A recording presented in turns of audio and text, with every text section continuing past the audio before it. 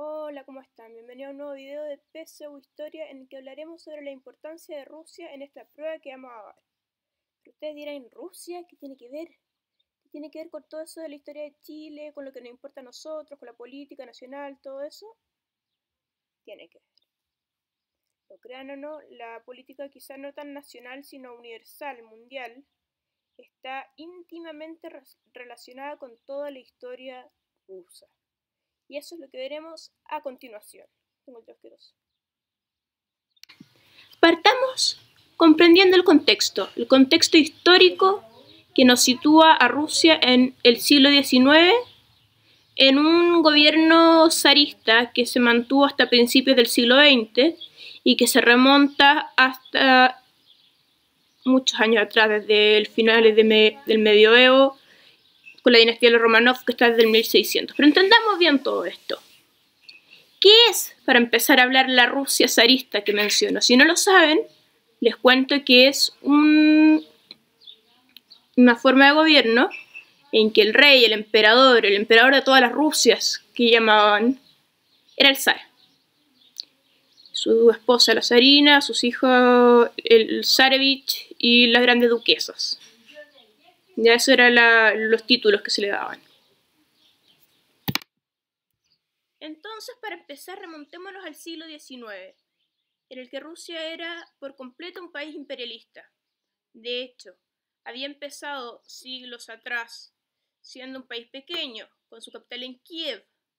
Después se trasladó a Moscú, conquistando más territorios, conquistando los territorios de los cosacos o algo así, que no está muy claro, pero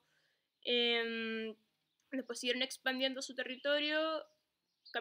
Llegó el emperador Pedro el Grande, que quiso cambiar la capital de Moscú a otro territorio, otra ciudad, al que llamaron Petrogrado o San Petersburgo, para ser más europeístas, para estar más cerca de Europa.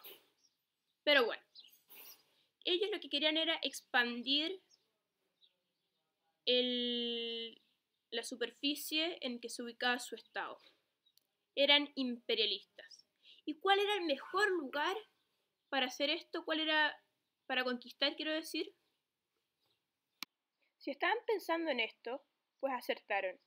La península de los Balcanes era un lugar estratégico para Rusia y para todos los países de Europa, por lo que se los disputaban. Pero estos territorios de Albania, Macedonia, Bulgaria, Montenegro, Serbia, Bosnia, etc., eran parte del Imperio Turco Otomano. Por lo tanto, todos querían irse en contra del Imperio Turco Otomano, luchar contra este, para quitarle estos territorios. Sin embargo, adivinen quién fue el único que se atrevió a hacerle la guerra al Imperio Turco Otomano. Sí, adivinaron bien, Rusia. La guerra ruso-turca, o como se llamó también la guerra de Oriente, tuvo lugar en el año 1877. Y adivinen quién ganó. Por supuesto, Rusia. Desde luego, las grandes potencias no estuvieron de acuerdo. Eso provocó que en el año 1878 se estableciera el llamado Congreso de Berlín, que podemos ver en la imagen, donde se reunieron las otras grandes potencias para decir qué hacían. Y ahí muchos territorios que habían sido apropiados por Rusia pasaron a ser parte del Imperio Austrohúngaro. Ustedes seguramente siguen sin entender qué tiene que ver todo esto para la historia de alguien más aparte de Rusia, ¿cierto? Pues mucho. Piensen dónde empezó la Primera Guerra Mundial. ¿Eh? La Primera Guerra Mundial fue un conflicto entre potencias. Y fue un conflicto entre potencias imperialistas. El asunto está en que como Austria tenía territorios que según los rusos le debían pertenecer a ellos, entonces Rusia dijo que apoyaba a los pueblos eslavos.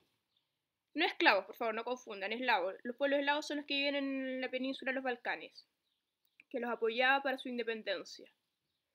Los pueblos eslavos, estaban trabajando en el llamado paneslavismo, es decir, unirse, unificarse, ser un solo gran país. Y Rusia dijo que los apoyaba. Mentira, lo que quería era conquistarlos como lo había logrado antes, o casi logrado.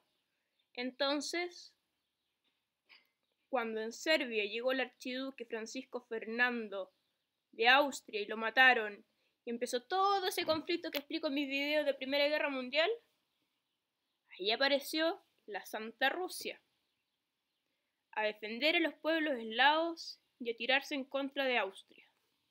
Por eso es que empezó la Primera Guerra Mundial.